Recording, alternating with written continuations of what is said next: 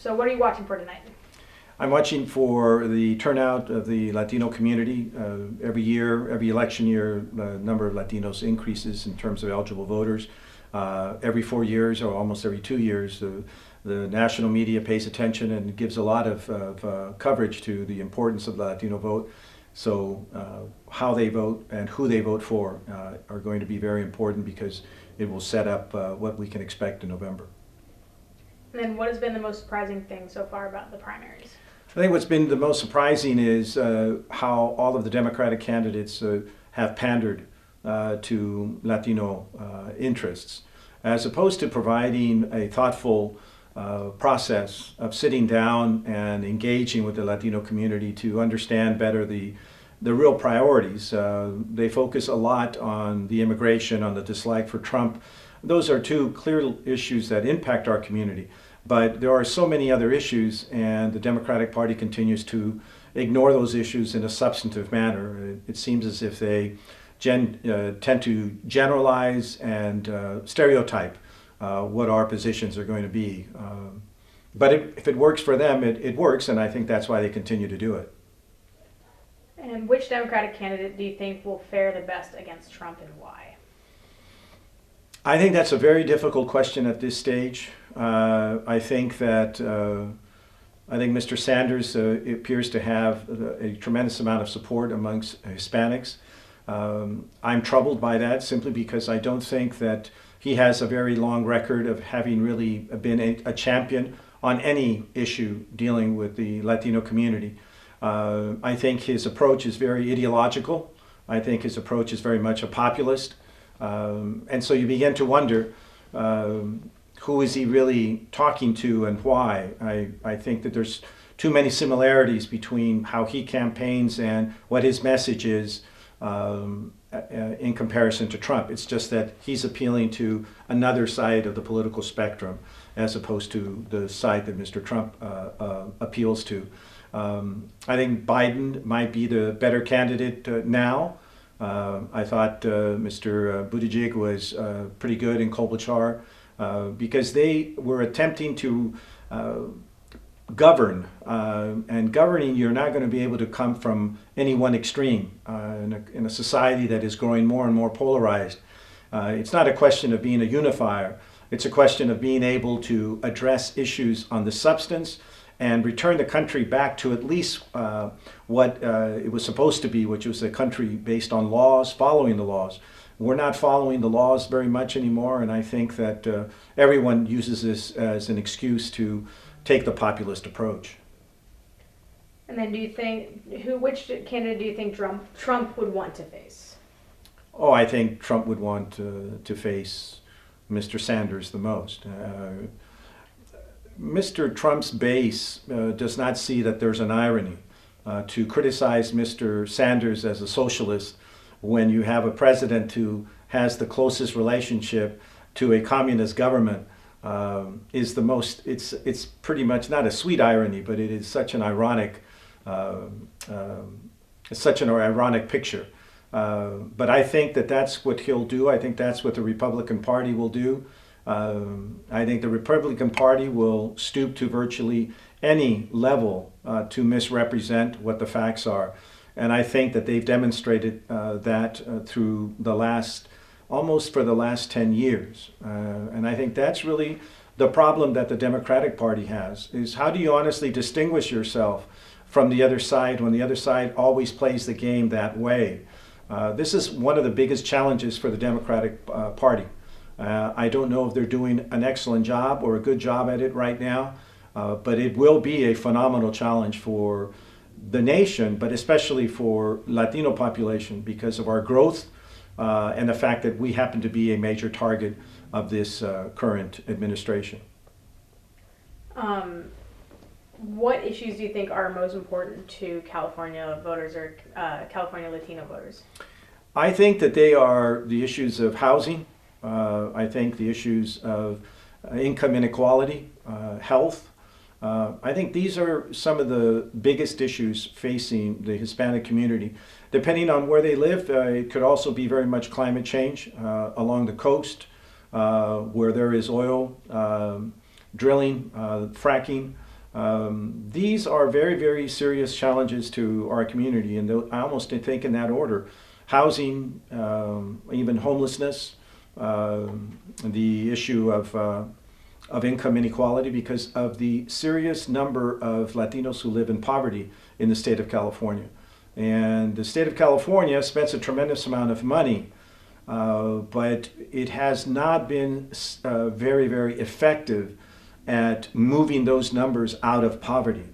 And unless the state, because we know that the federal government is not moving in this direction, the idea that a job and the job that are being created under this president's economic plan are the answers to the economic future are just simply just not factual. Latinos work, but they are part of that working poor community that simply is stagnated in terms of their numbers that are continuing to live in poverty. And which candidates are talking about those issues that matter to the Latino voters? Well, I think all of the candidates speak to issues of concern to the Latino voters. But again, I don't think this is a campaign about issues as much as it is a campaign about ideology. Who can hate Trump more, and who do they feel can carry the banner of beating Trump with the line of arguments and criticisms and ideas that they present. So the real challenge for Latino voters, and I think all voters, is voting for the candidate that is a candidate that has the most practical, deliverable ideas to deal with the problems that we face on an everyday basis. How do you bring together the complete, at times, differences of needs and perspectives that populations have? I mean, that is a big challenge for the Democratic Party. The Republican Party is overwhelmingly one group of people, which are white. The Democratic Party reflects the phenomenal diversity. And that diversity is not always in agreement as to what the priorities are. So how do you approach a society and a community of voters who don't always talk to each other except when they're banding together to go against somebody or something, in this case, Mr. Trump? This is a real problem. And I don't think that the Democratic Party has given real serious discussion and considerations to it. And I don't know if anything changes in any real concrete terms after this election on that specific matter. How do you think Mike Bloomberg is impacting all of this along the Democratic field? Well, I think, again, I think it was really wrong for there to be such criticism about billionaires buying the elections. I don't think that Mr. Bloomberg ever really had a chance to win. I think Mr. Bloomberg had a chance to impact the election because of the money that he has, but more importantly because of the investments that he's made with, I would assume, billions of dollars that he has invested in a number of social justice issues that he and his foundations work on. This is not something that we see from any other presidential candidate in our history. We don't see, Mr. Sanders, who's a millionaire, Ms. Warren, who are millionaires. We don't see them contributing the kind of proportion of money because they'll argue they don't have that kind of money, but they're both millionaires.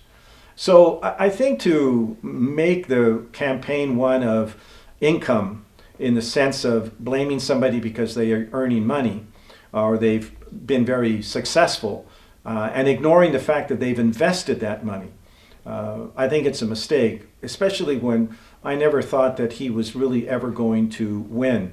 He did not have a record of engaging with these communities previous to his announcing to run.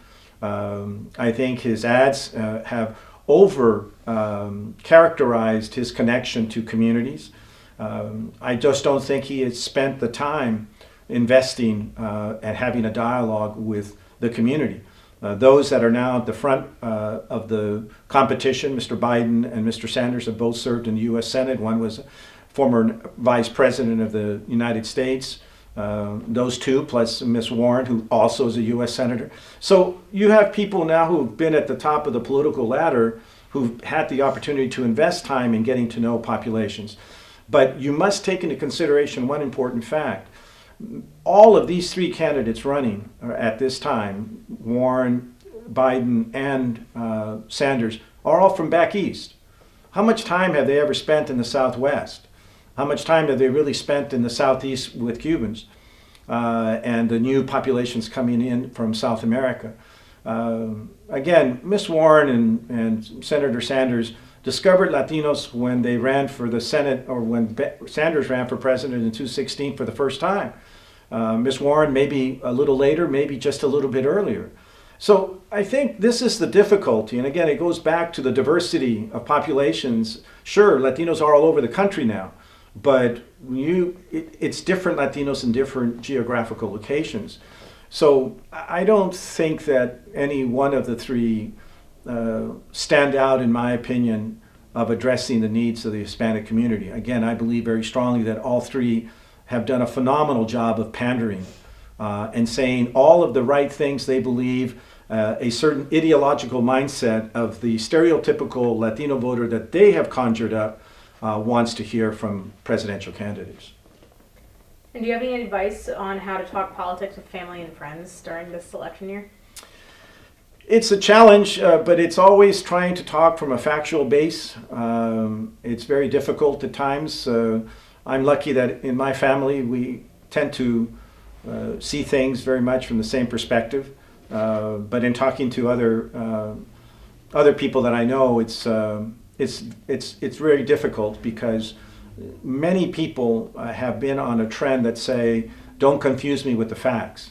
And I see that happening even now with people that consider themselves progressives. We're dealing with a very polarized society that I think the two extremes are not interested in dealing with what the facts are. If you don't agree with them 100%, you're a sellout. You know, if you are a Democrat and you don't agree 100% with the progressive agenda, you're a Republican. If you're a Republican and you feel that immigration is something that we need in this country, you're un-American. So I don't know if there's a real answer to the problem. I don't think that any of the Democratic candidates are emulating the image and the profile or modeling the behavior and the rhetoric that is necessary to bridge this huge gap of just being able to converse reasonably. And is there anything else you'd like to add? I think that one of the biggest difficulties in all presidential elections is the role that the media plays. I think the pundits in the national media contribute negatively to the issue of who do you select, the urgency that they place of someone not doing well in Iowa and someone not doing well in New Hampshire. I think that tone of urgency, of judgment, of adequacy of a candidate's capabilities and abilities, I don't think it's helpful to the discourse and to the process. I think the media has too much to do with who is the best candidate, where that discussion goes, how it's framed, and how it's conducted. And I think that's dangerous for the United States, not only with Fox News, but with CNN, with MSNBC, with all of the networks. I think that their involvement is not reporting news anymore. I think that they present to the American public the two extremes, the Democrat view and the Republican view. So the only thing that the audience is watching are the polemics. They're never listening to just somebody trying to present facts. It's always facts with a spin. And I think when you start seeing this over and over again, you almost you get into that mindset.